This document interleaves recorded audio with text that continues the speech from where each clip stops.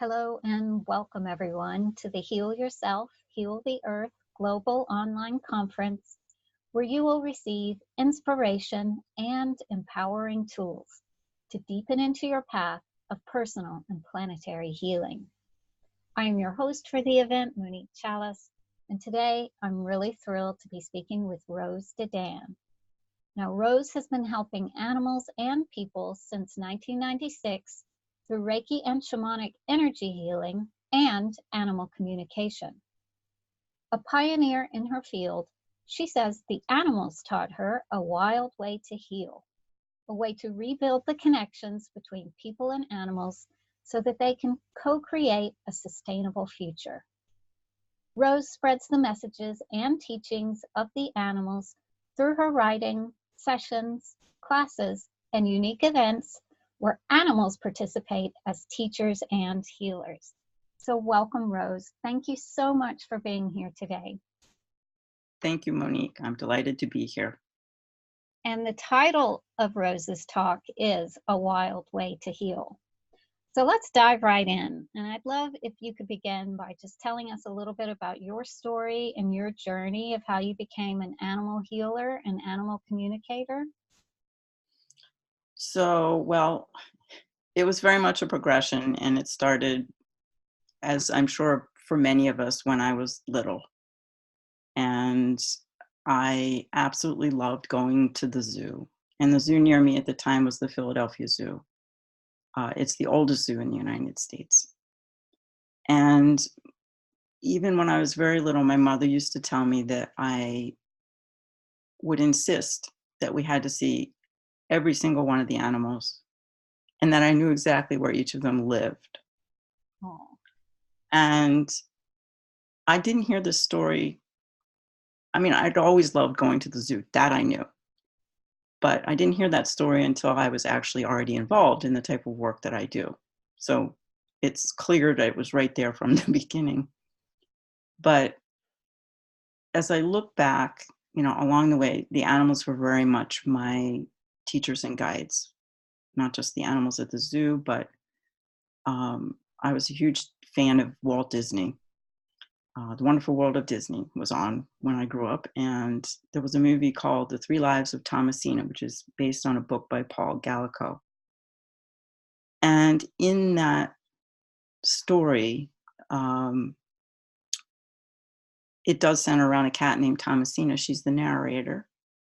But there's also a character in there called Laurie McBain.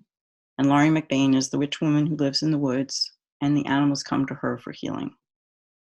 And she's not actually a witch, she's just a very shy person. But of course, because of her talents or skills, she's referred to as a witch, and the children are afraid of her until they actually get to know her and need her services. And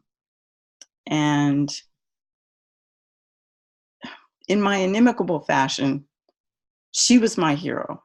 That's what I wanted to be, the person that the animals came to for healing. But, as happens for many of us, as we start to get older, people tell us, oh, you can't do things.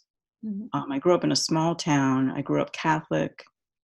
And when I was a teenager, my intuitive abilities started to awaken. And of course, I had no idea what to do with that. I had some very interesting and somewhat scary experiences when you have no one to talk to about it. right. And I just shut it all down because, people, when you're different, Yes. it's hard to be different. Mm. So I just shut it all down and went about my life, quote, normally. And,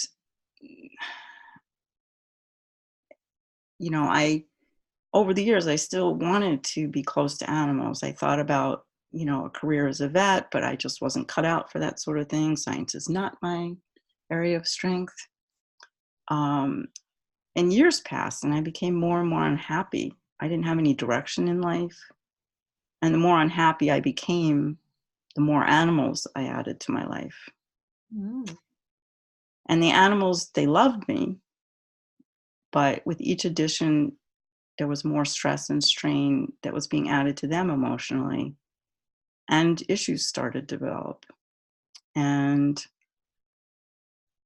I finally reached a point personally where I felt that my life didn't have any meaning or purpose, and I didn't know what to do about that. I thought about becoming a volunteer. I started going, well, maybe I should take classes in, herbalism or something. I didn't know, about the possibilities I know about now. And somebody wrote an article, someone that I knew, about her experience having taken Reiki training. And something about what she wrote really resonated with me. So I decided to investigate it, asked for a recommendation, and the person that was recommended to me turned out to be 6 blocks from my house. Mhm. No excuse. Yeah, I have to go. And I went with an open mind, but no real idea of why I was there or what I would be maybe doing with any of this. I didn't really even know what any of this was. And it was during the attunement process, which opens the energy channels in your body and connects you up to what they call the universal life force energy. Um, it literally opens you to your potential, I guess is the best way to put it. And I had this doesn't happen for everybody, just saying, but I had an extremely powerful experience, probably because I had been so shut down. It was like during the attunement process, I could feel the energy surging through my body, that connection. I realized, first of all, that it was real. Mhm. And I was so excited because it was like, oh my God, I can be a healer. And in that moment, I realized that all my life I'd wanted to be a healer and that I could work with animals. And it wasn't until several years later that I made the connection to the movie that I saw as a child. But it's like in that moment, all of my dreams came true. Mm. And the Reiki attunement woke me up to who I was and offered me the opportunity to work with others, which was, of course, very rewarding. But it gave me something more, something it took me quite a while to realize. And that was the most important of all, which is the ability to heal myself. Mhm. So as the energy slowly and the practice of Reiki slowly helped me peel away like the spiritual and energetic fog and years of emotional and physical pain, I gradually became aware of how my woundedness was impacting my beloved animal companions. And in a moment of horrified clarity, I saw that I was on the way to becoming the hoarder that my mother had become. And I was appalled, to say the least. That was not at all where I wanted to go or take anybody with me. Mm. Um, yeah, I was filled with guilt, which I did some clearing work around, and the determination to not adopt any more animals to fill what I saw like as a gaping hole of feeling unloved and unappreciated. So at that time, 2 of my cats who are now in spirit, Shaman and Sakara, they saw their opportunity and began to teach me how to build bridges of healing and connection between people and animals. And I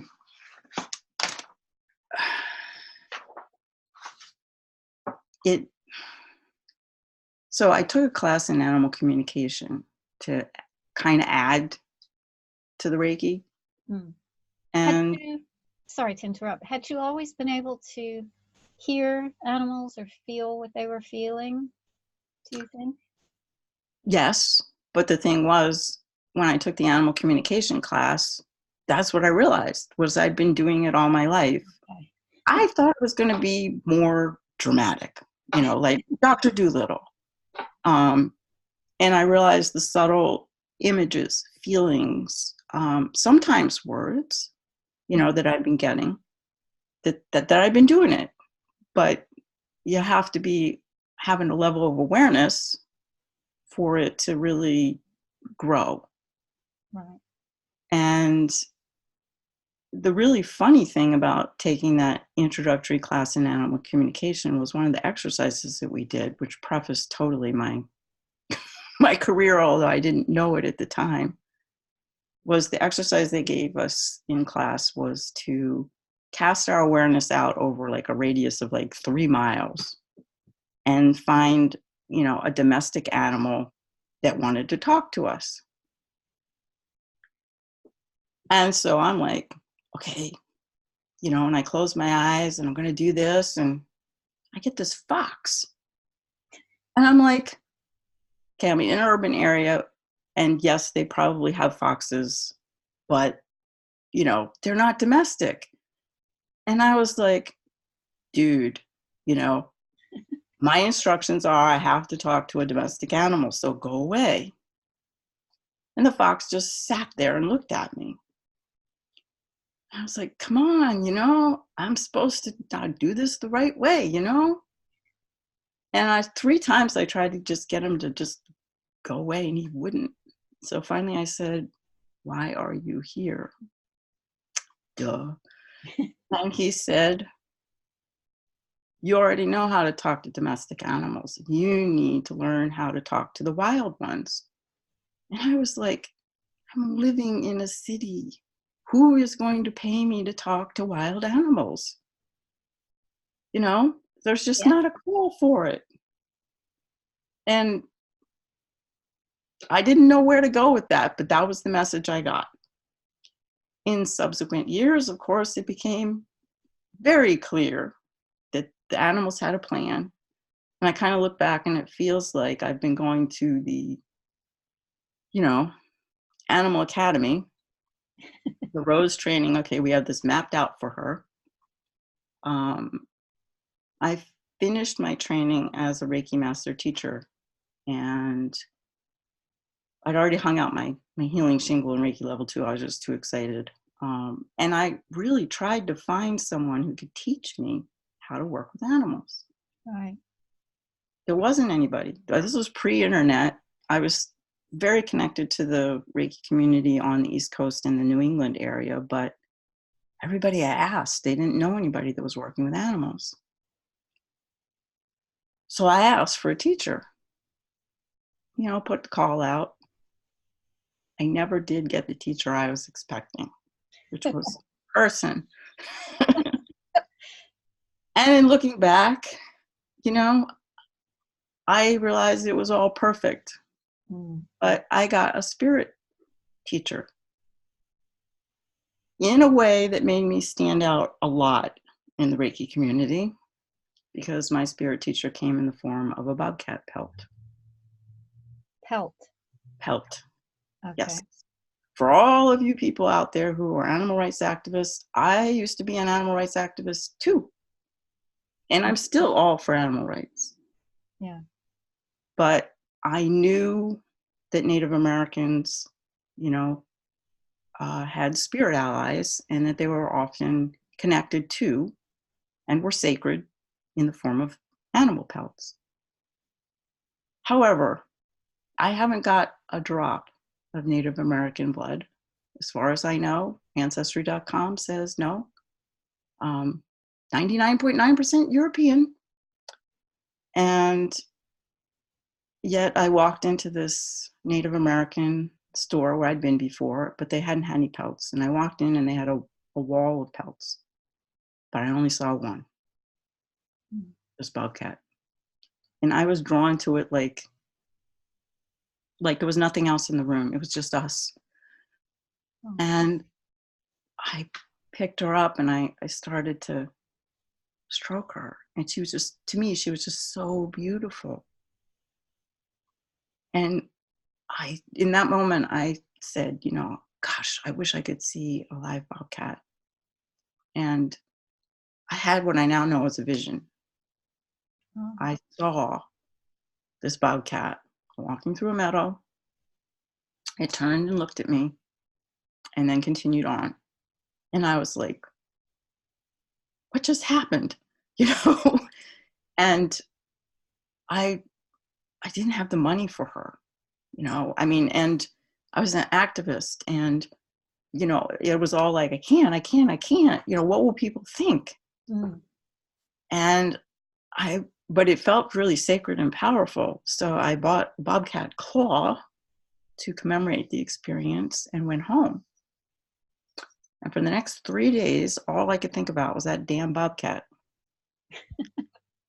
So I finally called the store and said, would you accept time payments? And they said, it's a funny thing. We had somebody in here this weekend looking at that bobcat pelt, but they didn't buy it. And I said, I'm not surprised. She's been bothering me all weekend. So they mailed her to me when I finished paying for her. And when I took her out of the box and put her over my arm, I burst into tears. Mm. No idea why. No idea why she was there, what I was going to do with her. Mm. And I ended up bringing her to work the next day because it felt like we should be together. And I had her across my lap this was when I was still in graphic design, as I was working at the computer. And then all of a sudden I noticed that she was doing energy work on me. Wow. I know. So I had neck and back issues. So I put her over my shoulder and she proceeded to loosen up all the muscles in my neck and back. And I went, okay, I need to talk to somebody because this bobcat is doing something like Reiki on me, this pelt. So I went to a Native American medicine person that I knew, described what had happened, and he looked at me and he laughed. And he said, all things have spirit. You just became aware. Oh. And I'm like, okay, great. Now what am I supposed to do with that? So I started to sit with her and talk to her and connect. And I was essentially told that we needed to do things together and be seen together. And I'm like, do I have to walk down the street with you on my shoulder? No. Appropriate places, like the Reiki share. And I was like, oh my God, I have to show up at the Reiki share with her? So I did. And some people got it, basically the energy. Some people didn't. Mm. It did create controversy in the Reiki community. We were not welcome in some places. I was welcome, but we were not together. So where we didn't go together, then we didn't go. Right. And I understand it's challenging for people, but I couldn't deny that it was real and that the animals responded to it. I mean, I've had dogs, her, I should say, to the energy and to her. Dogs, horses, cats are just, animals are fascinated by her. I've had some dogs like lift her head to look underneath to see, they can feel the energy, they can feel the spirit. Where is the part that's alive, in the physical form that they're used to? So anyways, she turned out to be my teacher, and things started to move really quickly after that. Wow. There was an event that was happening in Massachusetts, in Western Massachusetts. For the first time, it was called Harvest Gathering. And it was the very first time that New Age people were being brought together with Native American people because the Native Americans felt that their culture was being stolen and appropriated. Mm. New Age people or spiritual seekers were desperate, hungry for what was lacking in their lives, that spiritual connection. And so as a result of dialogue, this event was created to try to bridge that rift and perhaps heal, and I wanted desperately to be a part of this. I felt it was really, really important. And Shiwak said, you're going.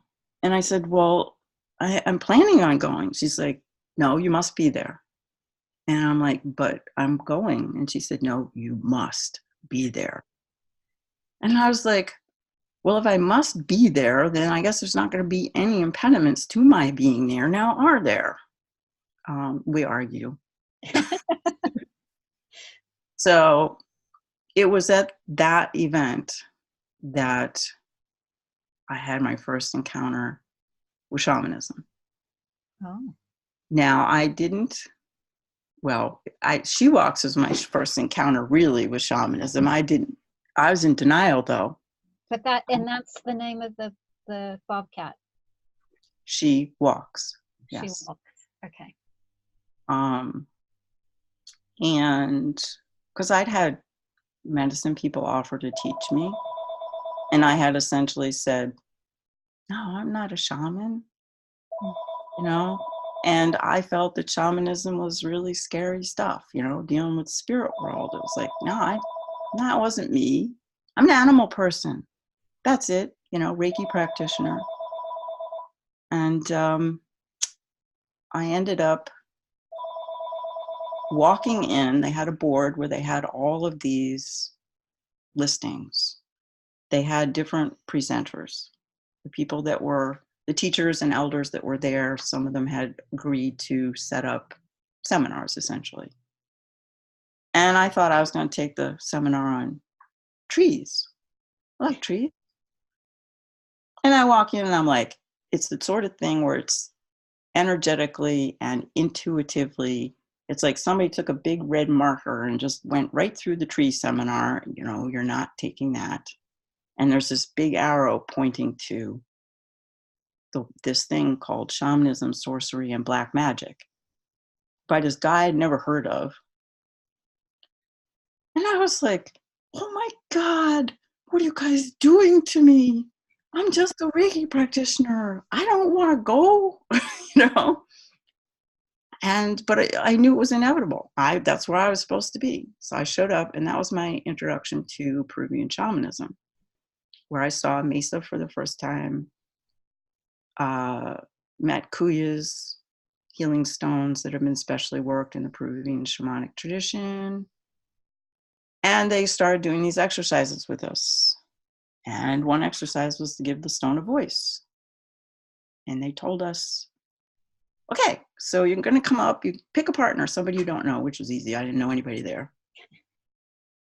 And you're going to come up, one of you, decide who. My partner goes, you. I'm like, okay. And you're going to receive a stone from the mesa. And I can feel these other people going up, receiving the stones, and there's like this big surge of energy. I feel energy. So I'm like, wow. And of course, we've been told how sacred the stones are, and some of them have been passed down through generations of medicine people. So I'm all like, holy wow. And I go up and they put the stone in my hand and it's like thunk, and I don't feel anything. And I'm like, I felt like Charlie Brown. I got a rock, and I'm like convinced now that I've never done anything like this before. And I'm like, oh no, I'm not going to be able to do this. The pressure's on. Mm-hmm. So I go back to my partner and I'm all worried. And we decided to do the exercise outside. So we walk outside and I'm having this dialogue where she walks. It's like, you have to help me with this. And she's like, nope. And she literally goes flying off my shoulder. I mean, and she landed 3 feet away. Wow. I was like, okay, we're definitely not in Kansas anymore. And of course, my partner opted for me to go first. Yeah. Of course. So I closed my eyes and hoped that something was going to happen. And the stone took me on this visual experience, like through these stone tunnels under the earth, mile after mile of stone tunnels. I thought we were never going to get to the end of them. And at one point I said to the stone person, what the heck? What's with all these stone tunnels? Shut up. Okay. I got a thirsty one. So it takes me to this grove in a forest somewhere. There's a stream and it's very beautiful. And then next thing I know, we're back through a hole in the tree trunk, down into the ground, back into the stone tunnels again. And when this finally ended, I opened my eyes and I looked at my partner and I was like, boy, I hope this means something to you, because it sure doesn't mean anything to me. And she's like, oh no, it resonates perfectly. She said, that's the clearing where I do my shamanic journeying. I never heard of shamanic journeying. I didn't know what it was. And she said, and I go in through a hole in the tree and down into the ground and through the stone tunnels. Wow. And I'm like, okay then. So she closes her eyes. And afterwards she said to me, I'm sorry that it was so short, because I'd had this long thing. Mm-hmm. And I said, no, it was perfect. It wasn't what I wanted to hear, but it was what I needed to hear. And the stone person said to her 3 words. He said, healer. And she didn't know what I did. Nonconformist, which made me laugh. And ancient. And she looked at the stone person and she said, ancient. She doesn't look so ancient to me. I was much younger then.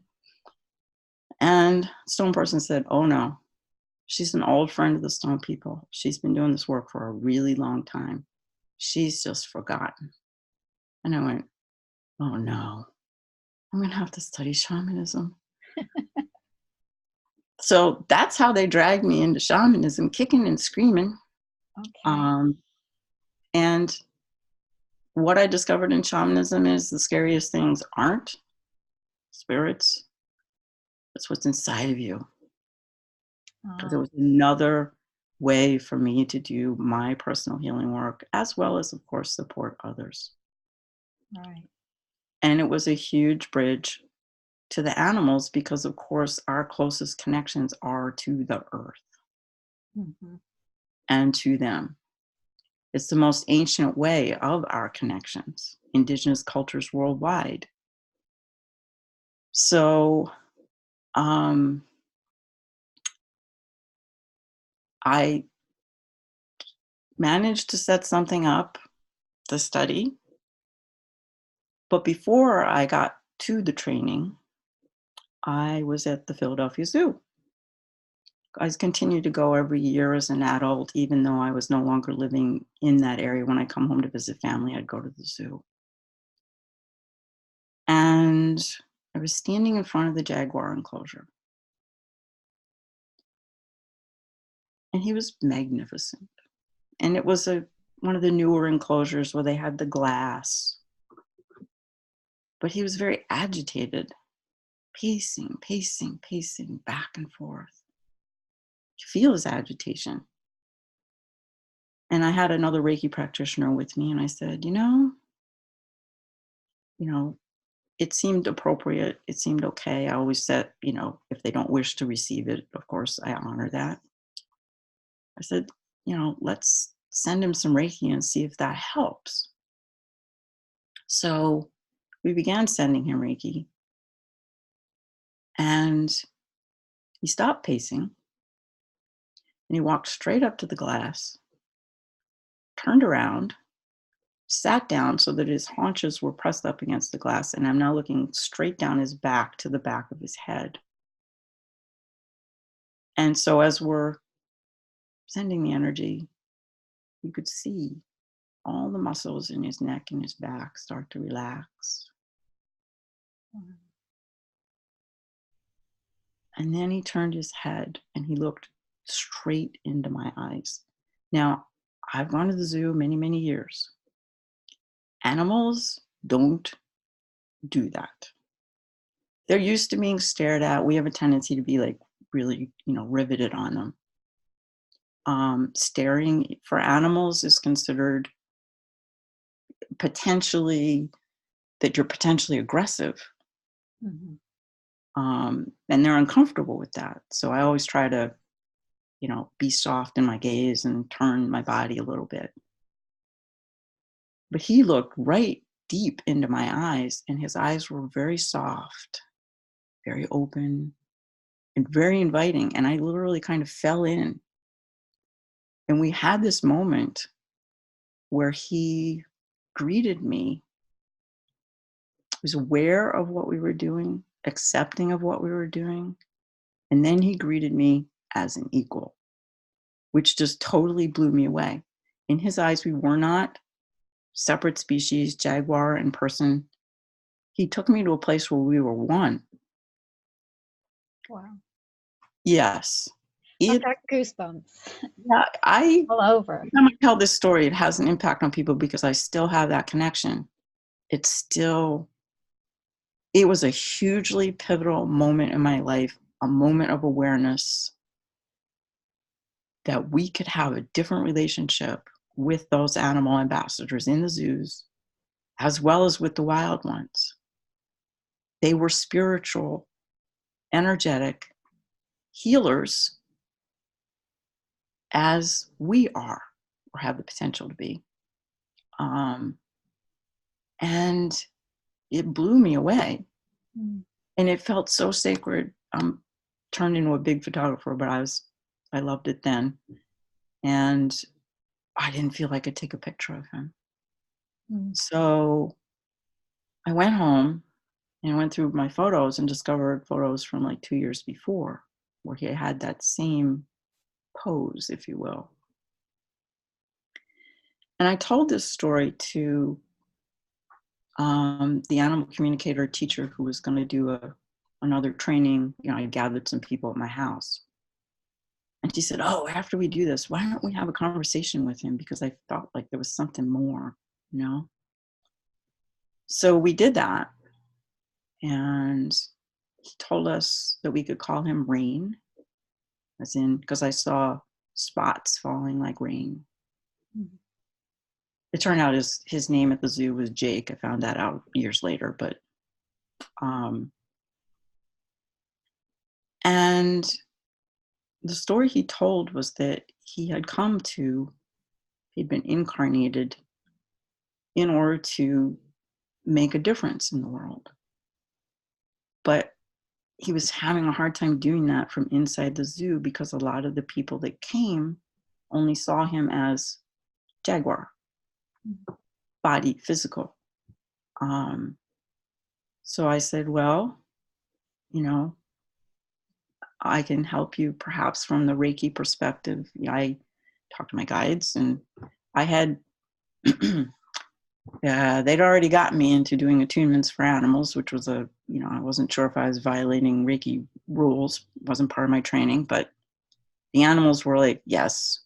So when it's appropriate, and I'll do an attunement for them. So I offered him a Reiki attunement because that way his energy, there would be things he could do beyond and perhaps even with the people who came. So the other thing that was asked of him was, do the other animals want or need anything? And he says, I don't know, I'll ask. And he came back and he said, they would like you to make the grounds of the Philadelphia Zoo sacred space. And the other animal communicator and I looked at each other and were like, I don't even know what that is. And so we said, well, how many people would that take? And he said 15. So the other animal communicator and I decided that we would do a ceremony. And she said, I'll be the animal communicator connection. You figure out how to do the ceremony. Oh, gee, thanks. You got the easy part. Oh, yeah. And so we set this up pre-internet. She was in Connecticut, I was in Massachusetts. We spread the word amongst the people that we knew. And I was still going, how am I going to do this ceremony? I'd put some things in place, and then I went to shamanic training 1 week before the Philadelphia Zoo fire ceremony. And they taught us how to do fire ceremony. And they also said, oh, and you have to practice these, but they're not supposed to be public. And I was like, oh, great, I'm already violating the rules. I've got a public ceremony set up for next weekend. And this is what we're doing. So 15 people showed up for the fire ceremony. And it was powerful. I mean, at the shamanic training, they had told us that, shamans could control the weather. But of course, they didn't teach us how to do that because we were just starting out. I'm not sure they ever teach us how to do that. And we were going to have a northeaster. At the time, we're supposed to be outside having fire. What A is northeaster.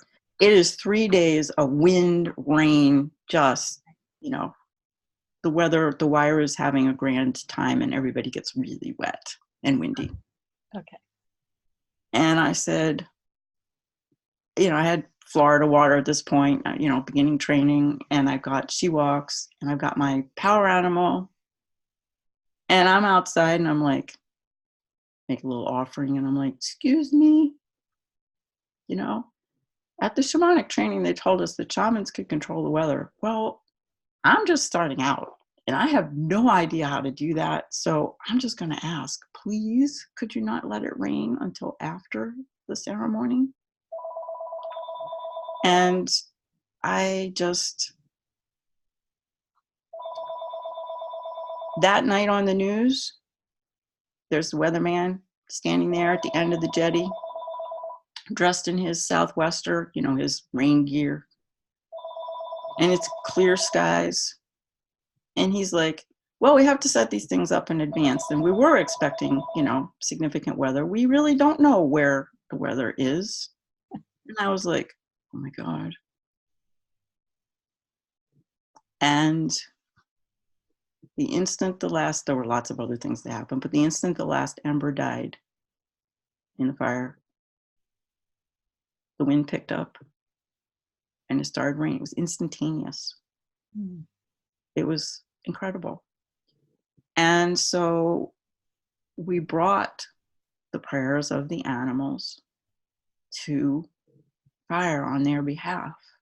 Mm. And I didn't realize at the time, but I was creating the blueprint for the ceremonies that I now do, traveling in Yellowstone, bringing the prayers of the wildlife there, just back from that. That was incredible, amazing.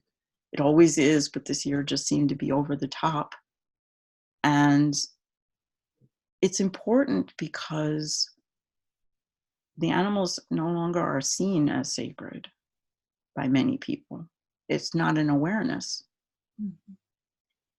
And the animals are reaching out to us. They understand the rift and how important those connections are. They don't want to lose us. We, from our perspective, are like, oh my God, climate change, we could lose everything, including ourselves, not just the animals. And they're like, you need to come back to us. And that's what the ceremonies are for, bringing the prayers of the animals. With the zoo animals, for example, I work most closely now with I should say, not officially with the Woodland Park Zoo, but with the animals of the Woodland Park Zoo. And in bringing their prayers every year through listening to zoo animal ambassadors, I travel to 4 different zoos in this area. Woodland Park is the closest. I've seen shift and change because it means they get to have a voice. Their energy is added to the policies, added to the encounters that people have. Mm. And when I've done this after hours, they used to be able to go into the Woodland Park Zoo and do an after hour tour, and we would just turn it into our own thing. That our tour guides would tell us the animals don't behave the same around you that they do everybody else. Mm. They know that we're there to listen. Right. And to be of service to them, to see how we can make everybody's lives better. Everybody benefits. The people benefit, not just the animals. They are truly ambassadors. The zoo officials call them ambassadors. The animals perceive themselves that way. They feel they have a purpose. They are the bridge to the wild animals. And so in doing ceremony with them, we are then, through those connections, shamanically speaking, everything's connected. So those connections, that energy spreads to the people and the animals. So the it's a long, progressive story. I do have to say that your zoo animal ambassador ceremonies and this whole your work with the zoo animals totally changed my perception. You know, I, like a lot of people, thought, you know, zoos are cruel and I don't want to see the animals in captivity. It really hurts me. I'm very sensitive. But what you're doing totally shifted my paradigm around this. And I just think it's so important. And I just want to thank you. Because it is something that there are a lot of us sensitive people who love the animals and who avoid going to see them, which leaves them with the people who view them purely as bodies. And maybe not even that. I mean, it's like, check, we saw this, check, we saw that. Sometimes they make fun of the animals. I'm not saying all zoo goers do this, but I've heard and seen lots of things over the years when the people who can hear them can meet them in that place, then they don't feel alone. You know, so thank you. Thank you. Now that was huge for me. Really was. And the ceremony you did with the lions, I think. Oh my gosh. Yeah. That one blew my socks off, my shamanic socks. Do you want to say a little bit about it? Sure. And for folks who would like to actually see the video that was created, it's more of from photos than actual video, but it tells the story too. Xerxes is a male lion at the Woodland Park Zoo, and Adia was his mate. She's now in spirit. And at the time, they had 3 male lion cubs. And it was not long after the terrible death of Cecil the lion that, you know, was all over the news.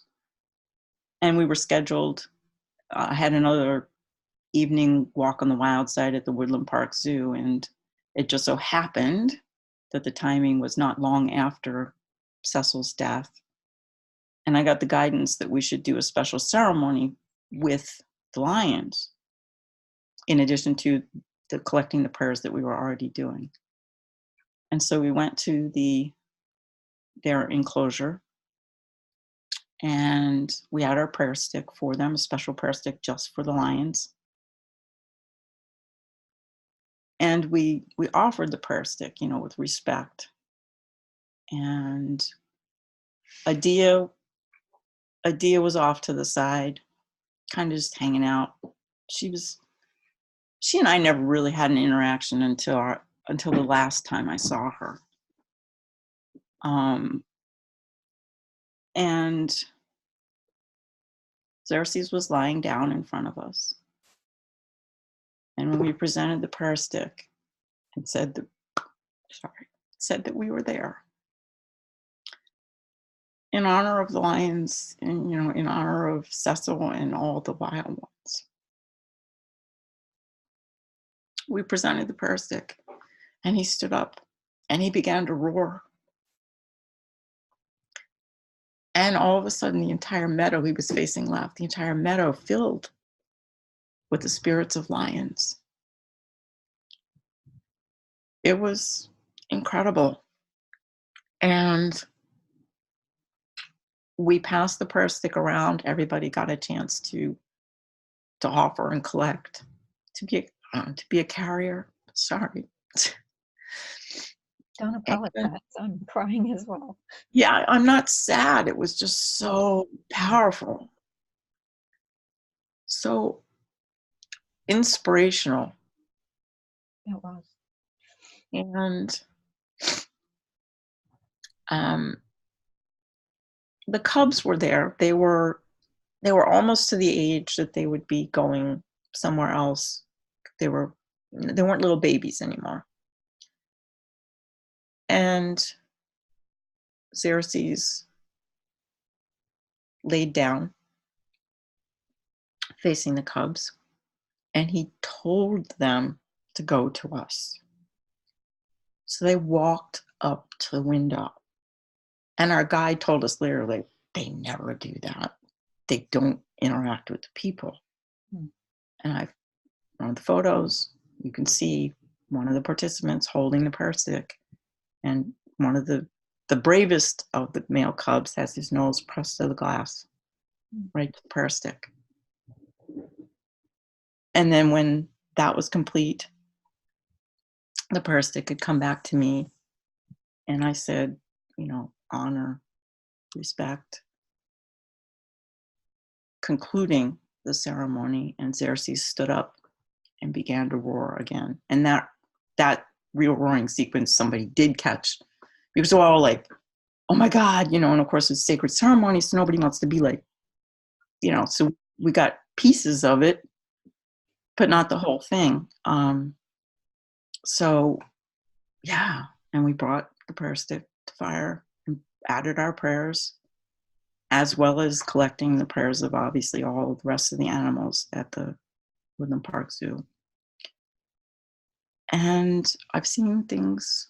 I don't claim that it's because of what we're doing, but I have seen and been put in a position of talking to some of the people who, work at the zoo.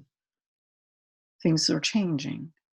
They're looking for a different way, and they're cutting edge zoo. I mean, they really try hard to enrich and give the animals as much as they possibly can. So I'm the hands and the feet, I guess you could say. I don't know where it's all going. But by mingling the prayers of the animals and the people together, then, we co-create a world that's better for all of us. And maybe someday we won't have zoos. I don't know. Mm. Or maybe the zoos will be like the United Nations, where we go in and sit with animal teachers. How? I don't know how it all turns out. I'm just trying to listen as I go along. And that's how I've learned, and that's how they've taught me. And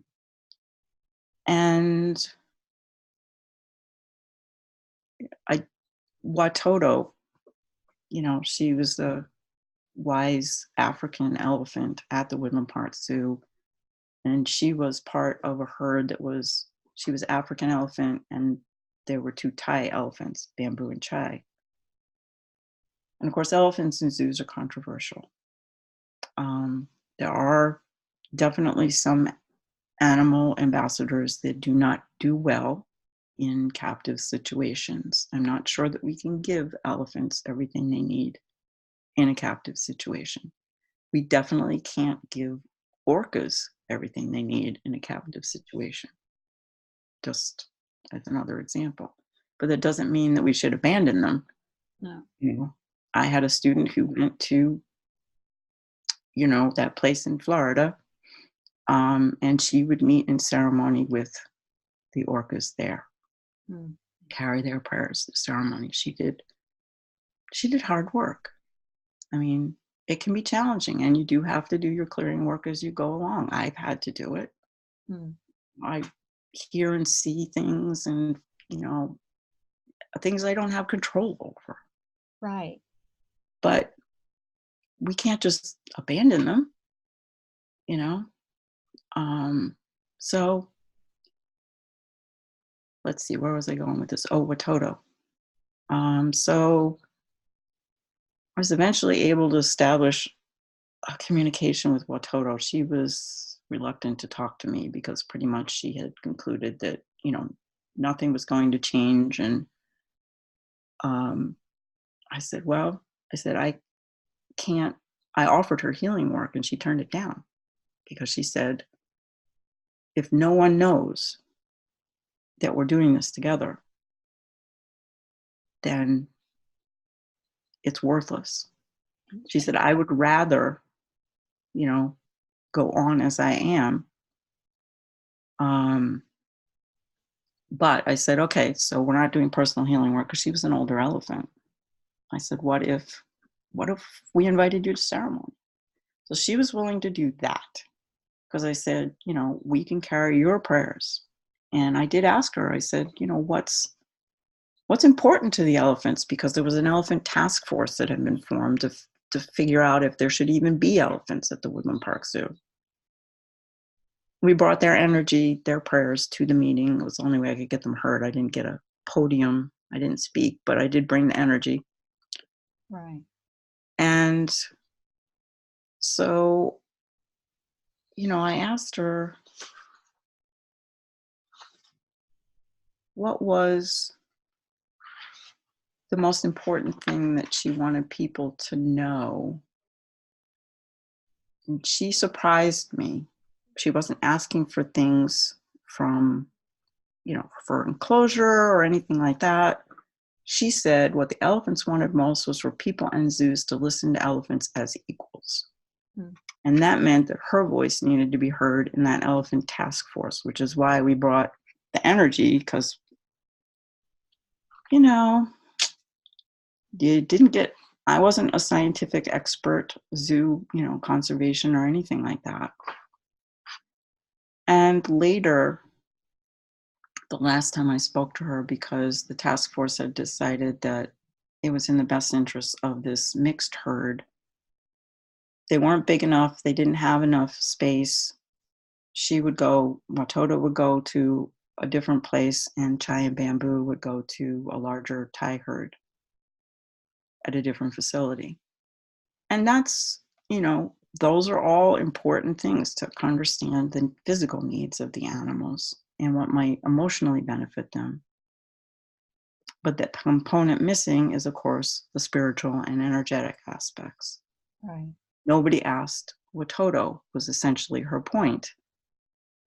And she said, the last thing she said to me, if you call us, we will come. And she meant all the animals. But if we come, you must listen. Right. So it's a two-way street. Right. And I know we talked before about Windwalker. Yeah. And I definitely want to get his message to as many people as possible. Absolutely. So I actually, if it's okay, I'm going to read his message, because it's the only way I can be sure that I get it all. So in 2010, at the request of the animals, a group of people gathered at Earthfire Institute Wildlife Sanctuary and Retreat Center. And I had gotten the message from the animals that they wanted a place. I mean, it's great to go into the zoo and collect the prayers, but I can't have fire ceremony there, So a place where we could meet directly with the animals and they could also participate in fire ceremony. And I put a call out to the universe for that, because I didn't know of any place we could do that. And long story short, I was led to Earthfire Institute, who has a mission that is very similar to mine, albeit they approach it from, a different direction. They don't have my background and I don't have theirs. So the very first, the Walk on the Wild Side, happened at Earthfire Institute. And it's where I first met resident mountain lion or cougar Windwalker, as well as many other native wild ambassadors, animal ambassadors. And during that event, like, the animals took us on a very powerful journey of transformation. It was amazing to see what could happen if you spent, 3 days in ceremony on the land with the animals that live there and meeting them as individuals and bringing, their prayers to ceremony and doing despacho with them. All of my Peruvian shamanic background has been adapted, shall we say, to working with the animals. And so it was during that event in meeting Windwalker that I learned that he was a master teacher, which was kind of a revelation. And it was later that I learned that two other animal communicators, Penelope Smith is one, had spoken with Windwalker previous to my journey there. And they'd told Susan Eyrich exactly the same thing. I didn't know that. So 3 of us declared him, or recognized him, I should say, as a master teacher. I mean, how else do you think of a mountain lion who, he was a senior, but he looked at you. And the following year, I actually ended up connecting with him over that summer and talking to him and working with him and kind of learning from him. So when we gathered the next year for the second A Walk on the Wild Side, we had a strong connection. But in the meantime, he had developed physical issues that took his ability to walk. And he contacted me before we got there for the event, and he said, I need you. His issues were serious. He said, I need you to prevent me from dying. I need to be there at the event. And I was like, oh my God, I'm not God. You know, I mean, I'm happy to help you however I can. And I ended up, this is how interesting things happen. I'd been taught in Peruvian shamanic training how to do the death rites, basically. And it's said for medicine people that when you do them, when you're not actually dying, your spirit is removed from your body and it travels, it's tossed to Chokochinchai, who is the rainbow jaguar, the bridge between the worlds. And she swallows your spirit, carries it through the galaxy, brings it back, spits it back out. I always joke that it's like a feline fur ball. And the medicine person puts your spirit back in your body. And I had experienced this in Peru at Machu Picchu at night. It's a very powerful ceremony. And we've been taught how to do it. But for people, the guidance I received was to do this for Windwalker. And I was like, God, am I going to break all the rules again? I don't know, you know? But it was very clear. So Tokachinchai met with me and we did this. And we put Windwalker's spirit back in his body. And Tokachinchai turned to walk away. By the way, we think jaguar, but she's archetypal jaguar. She's like the size of, city buildings. And I was like, excuse me, Chokachinchai, is Windwalker going to die? And she said, yes, but not now. And he rallied. Wow. She bought him time and he met with us and we were invited into his enclosure. Now, he's a fully intact mountain lion. He has his teeth and his claws. Granted, his hindquarters weren't working right, but he's still a mountain lion. And John Simpson is a very special person who has a very strong connection with the animals, and he just gets these guidances. We would say he's an animal communicator. He doesn't call himself that. And he said, okay, we're going to go in and greet Windwalker. Okay, fine. It's like I've always walked into a mountain lion den. No problem. So we walk in and it's narrow. So we all line up against the wall and Windwalker is lying there to our right. And so we're like all in a row. And he looks at us each in turn down the line. And then he focuses attention again on the first person in line, who happened to be Debbie. And he takes his paw and he goes. And John says, oh, He wants you to come closer. So I said, okay, kneel in front of Windwalker. We'll see how this goes. And he looked deeply we all went up in turn, and he looked deeply into each person's eyes and gave them a message. And mine was, I was hoping for this warm, fuzzy, lots of people got warm, fuzzy messages. No.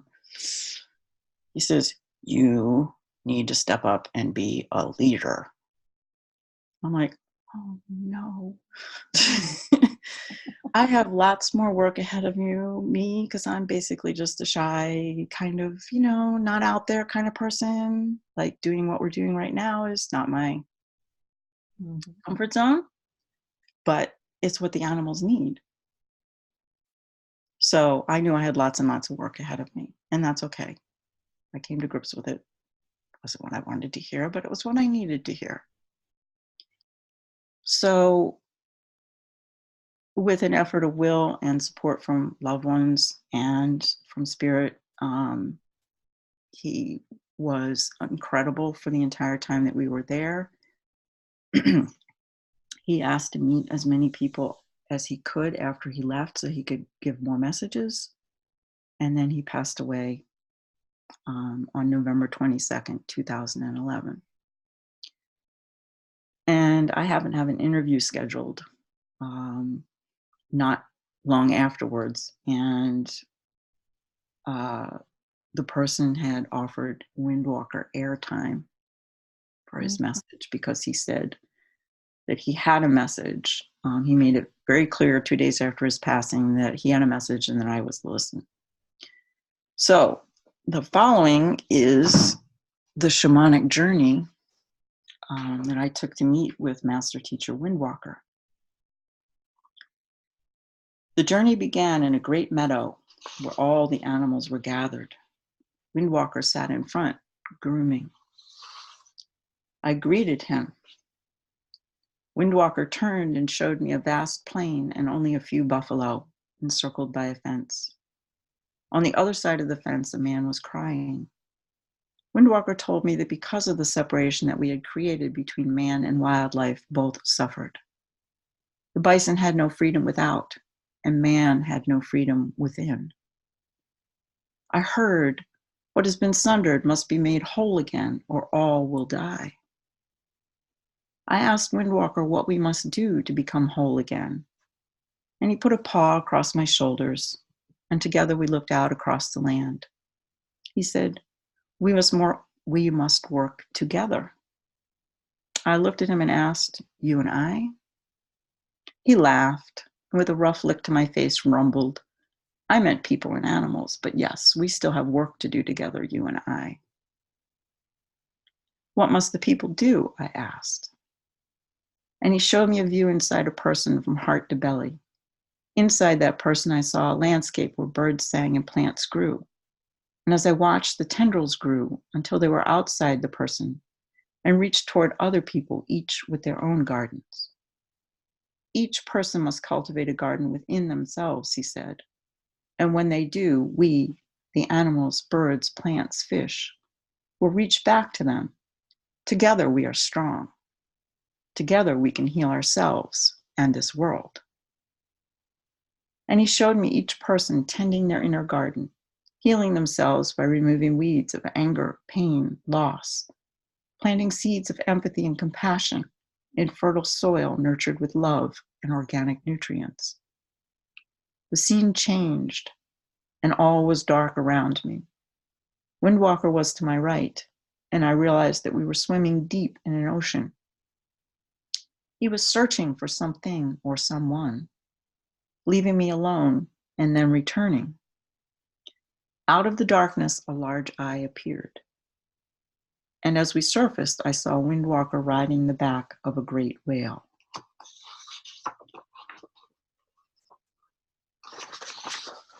Whale showed me the vast oceans, and instead of seeing living animals, I saw marine fossils from long ago. Then I saw great bleached bones on the shores of the land.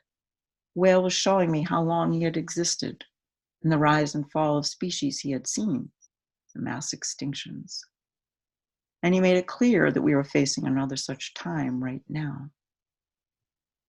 And then a great wind reached down and picked Windwalker and I up, spiraling into the clouds. And as I watched Windwalker riding the winds, I realized how he got his name. He told me we were going to speak to the winds. I was not sure about this. What would I say? Around us gathered storm clouds, gentle breezes, and all the weather patterns in between. Windwalker and I were in the center of this amazing gathering, and with speech that I felt rather than heard. The Wairas, wind people, communicated that weather patterns were changing. I was shown buffeting winds and smoke rising everywhere, which I took to be carbon dioxide and pollution.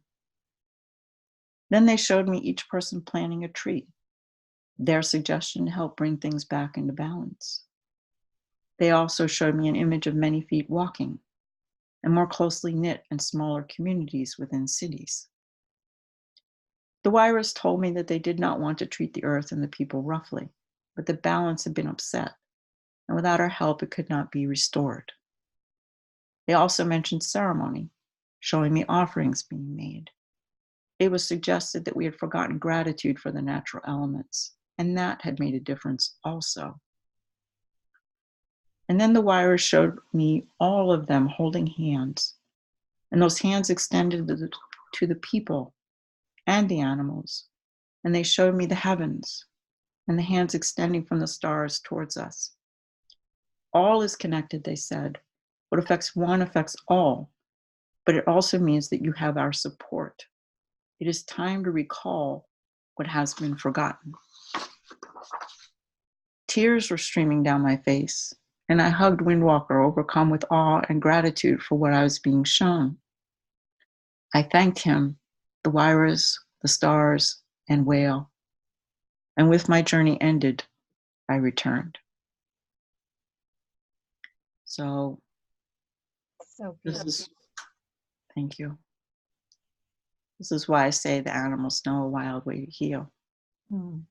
All our relations, storm people, plant people, the animals, the winds, the earth, the air, water.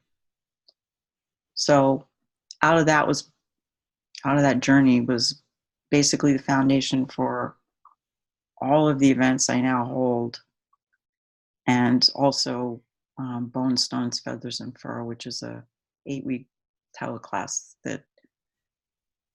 that all my relations and I put together with their guide. It's literally created with their guidance and taught by them.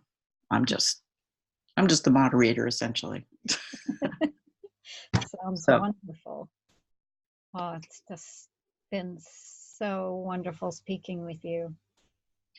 thank you for this opportunity. I mean, it's a wonderful.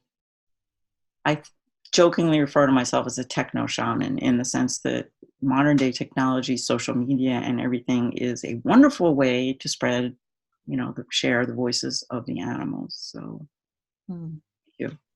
Do the animals have any final messages or advice for us today? Um, the the one thing that I know that they want me to share is that they miss their connections with us. The more we reach out to them, listen, make it known that we're open to listening, like standing still in your backyard and just being quiet and acknowledging with gratitude, all the living beings around you, the grass, the trees, the plants, the birds, the squirrels, wherever it is that you live, whoever your wildlife neighbors are, they know who you are. Yeah. That's me.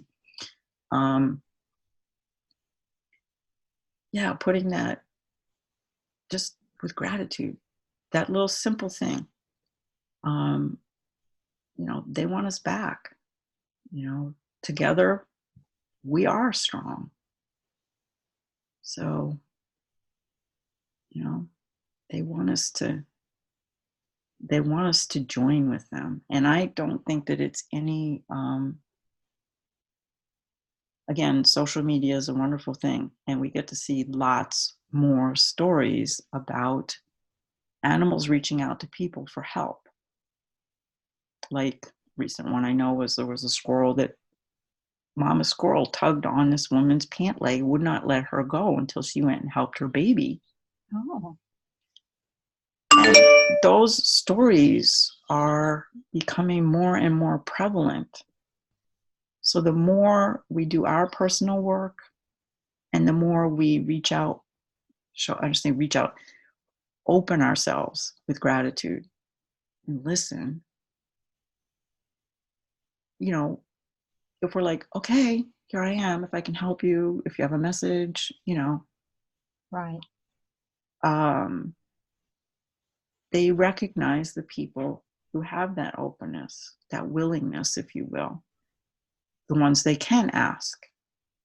And so the more we do our personal work, the more open we become, the less heavy energy there is in the way of us making those connections and understanding and hearing them, having it not be about us, Right. our impressions, you know. Um, we're really good at being in our heads. Communication with animals is about being in your body and in your heart and grounded and connected to the earth. So the more personal healing we do, it creates greater shift in the world. That's the thing. It's not just about going, oh my God, I got all this work to do. Well, it's like, it doesn't just benefit you personally, it helps to create greater shift. And the more of us that do this, is like the 100th monkey is the way I think of it. It's like eventually, and we're not alone, we're doing this with the animals. So it's like what's good for all of us together, all our relations. So that's it. Thank you. Beautiful. I know you have a beautiful free gift for the audience as well. Would you like to say a little bit about that before we complete? Yeah, it's just well, I shouldn't say just, but it's a short story from my book, Tales of a Healer. It's the story of two dogs, and it before I did professional animal communication or knew that I was actually communicating with animals, it was a pivotal moment. So, and you also get with it some emails that give you links to other stories as well for signing my newsletter. Great. And I know you also post a lot of videos on Facebook, don't you? Yes. Mm-hmm. About your neighborhood. I'm on Facebook, I'm on Twitter, I'm on Instagram now. I finally figured out Instagram. Oh, well done. Thank you. Well, I mean, I don't know that I have it like I'm an expert, but yeah, I'm posting there too. Okay, so there's lots of ways people can connect with you, and I'll put a link to your website at least. And I've got a blog, so I write stories, not as many. I take a lot of photographs. I tell stories that way too. Wonderful. Well, thank you so much for sharing your stories and the animals' messages. It's just been wonderful. Thank you.